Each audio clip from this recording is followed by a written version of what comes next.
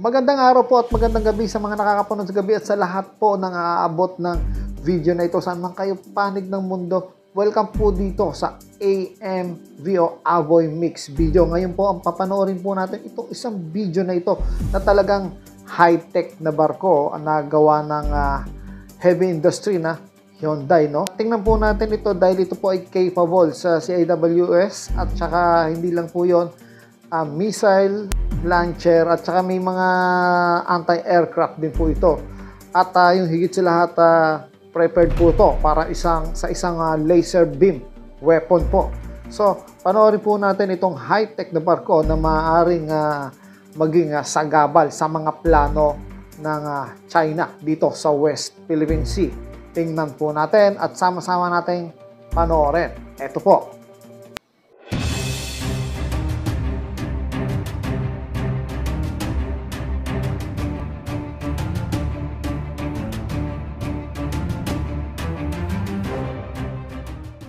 The Philippine Navy continues to enhance its defense capabilities amidst increasingly complex regional security dynamics.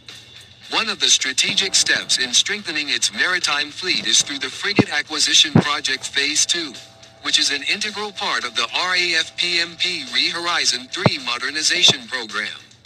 Amidst the intense competition among global defense industries, South Korea's HD Hyundai Heavy Industries has emerged as one of the leading candidates by offering the HDF 3500 frigate design. This offer not only promises to enhance combat technology, but also provides great potential for the Philippine Navy to strengthen its role in maintaining maritime security in the Southeast Asian region. At Adash, South Korean shipbuilder HD Hyundai Heavy Industries has confirmed to the media that it is offering the HDF 3500 frigate design to meet the requirements of the Philippine Navy's Frigate Acquisition Project, aka Frigate Phase 2, as part of the RAF-PMP Re-Horizon 3 phase. The HDF 3500 replaces the 3500-ton class frigate design and is 129 meters long. This is larger than the Miguel Malvar class corvette, which uses the HDC 3200 design, and the Jose Rizal class frigate, which uses the HDF 2600 design. But it is also smaller than the HDF 3800, which Max Defense PH believes could be what HDHHI will offer. Based on the scale model shown by HDHHI at Adash 2024 is equipped with an Otto Melara Super Rapid 76mm gun, a 16-cell VLS for BL Mica Ing air defense missiles, an 8-cell for anti-ship missiles, most likely the Sea-Star Lig Nex 1, and a Selson Gokdenis CWS, and a triple torpedo bay. This is almost similar to what is found on the Miguel Malvar class corvette, but on a larger platform. Max Defense Philippines stated that the basic design seems to meet the Philippine Navy's minimum requirements for the Phase 2 frigate project based on their technical specification plan. We hope that the PN can reconsider the permission for more VLS, from 16 to at least 32 cells, mixing short and medium-range anti-aircraft missiles, and permission for future weapons such as laser weapons. The HDF 3500 is an advanced frigate design made by South Korea's Hyundai Heavy Industries, HHI. It is developed to meet the Navy's needs for multi-functional combat capabilities, including air defense, surface warfare, anti-submarine warfare, and electronic warfare. Here are some of the main features of the HDF 3500 frigate. Size and capacity. The HDF 3500 frigate has a displacement of around 3,500 to 4,000 tons, with a length of around 120 meters. It is equipped with a helicopter deck that can accommodate a medium-sized naval helicopter. Missile system. Equipped with surface-to-air missiles, SAMs, for air defense, as well as anti-ship missiles to destroy enemy ships. Main gun. Uses a large caliber automatic cannon for close-range defense and ground fire support.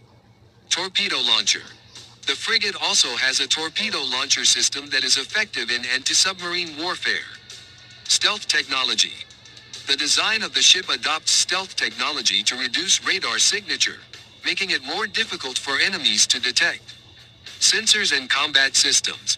The HDF 3500 frigate is equipped with advanced radar and electronic sensors for detection and tracking of air, surface, and underwater targets. In addition, its combat system is integrated to effectively coordinate all weapons and defense systems of the ship. Propulsion System. The ship uses an advanced propulsion system that allows high speed and long cruising range, suitable for operations in the open ocean. Primary mission. The HDF 3500 frigate is designed for a variety of missions, including aircraft carrier escort, maritime patrol, law enforcement at sea, and national defense from maritime threats. The design of the HDF 3500 frigate is quite flexible and can be modified according to the operational needs of different navies. At the latest Adash exhibition, HD Hyundai Heavy Industries, a renowned South Korean shipbuilder, unveiled its advanced frigate design proposal, the HDF 3500, to the Philippine Navy. The frigate is proposed to meet the requirements of Phase 2 of the Frigate Acquisition Project, a key part of the RAFPMP's massive ReHorizon 3 modernization program. With its cutting-edge combat technology and superior maritime defense capabilities, the HDF 3500 has the potential to be a vital asset in strengthening the Philippines' future maritime defense.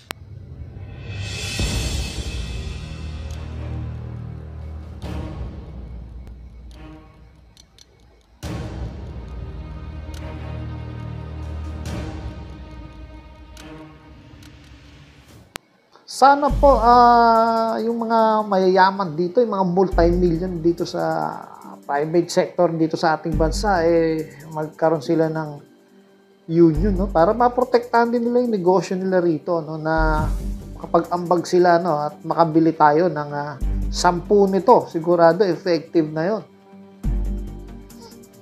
So, ang video po ito ay mula sa Military Defense. So, ito po yung kanyang video, no? Napakaganda po ng kanyang ginawa. Talagang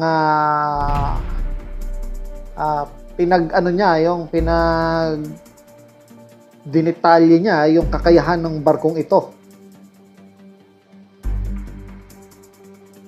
So yun po, no, napakaganda nung barko na to, no. Kung meron sana tayo dito na 10 ganyan, no, para madepensahan natin, ano, ay talagang magaling, ano. So, kung iisipin natin, kayang-kaya naman talaga to noon pa, no? Kaya lang, yung mga dating administrasyon, di natin alam kung saan napunta yung budget ng Pilipinas. So, siguro, sa sarili lang nilang pagpapayaman. Pero ngayon, medyo nagising na ang ating gobyerno at binibigyan niyang halaga ang depensa natin, ano. Dapat madala na tayo dahil napakarami ng bansang sumakop sa Pilipinas, ano. Sa awa ng Diyos, hindi naman sila nagtagumpay at ang Pilipinas ay nananatiling Pilipinas.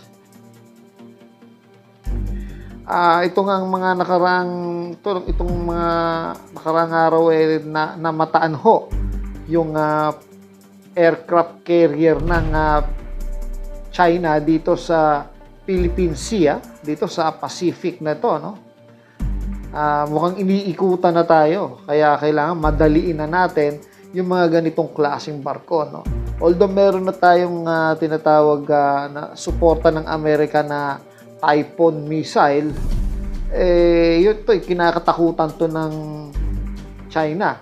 Yun ang dahilan kung bakit nagpaputok sila ng ICBM, ano, yung Intercontinental Ballistic Missile, ano, na parang warning nila dahil dito sa mga Typhoon missile na ito.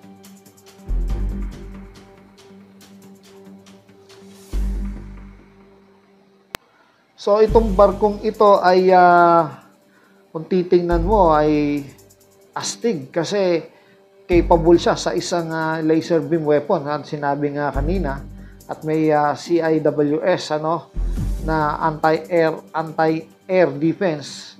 So, meron itong missile cruise, no.